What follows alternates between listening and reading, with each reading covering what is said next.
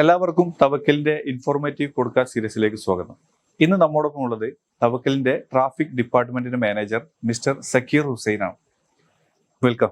Thank you.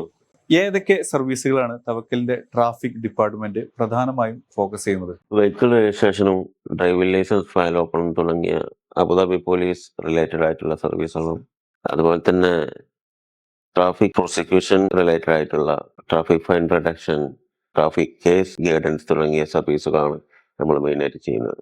Okay. Traffic സിഗ്നലുമായി ബന്ധപ്പെട്ട് എല്ലാവർക്കും ഒരു സംശയമാണ്, ആംബർ ലൈറ്റ് ഓൺ ആയി കഴിഞ്ഞ് കഴിഞ്ഞാൽ സിഗ്നൽ ക്രോസ് ചെയ്യാൻ പറ്റുമോ എന്നുള്ളത്. അതിലൊരു ക്ലാരിറ്റി വരുത്താമോ? പ്രധാനമായിട്ടും 3 കളറാണ് നമുക്കുള്ളത്: റെഡ്, ഗ്രീൻ, ആംബർ, അതായത് യെല്ലോ. റെഡ്, ഗ്രീന് നമുക്ക് യെല്ലോ കരുതുന്ന പോലെ തന്നെ റെഡിൽ കംപ്ലീറ്റ് സ്റ്റോപ്പ് ചെയ്യുക, അതായത് ഗ്രീനിലാവുമ്പോൾ നമുക്ക് റെഡി ടു ഗോ, നമുക്ക് പോകാൻ റെഡി ആയിട്ട് ഇരിക്കുക എന്നുള്ളതാണ്. ഇതിൽ എല്ലാവർക്കും സംശയമുള്ളത് ആംബറിലാണ്, അതായത് യെല്ലോ കളറിൽ.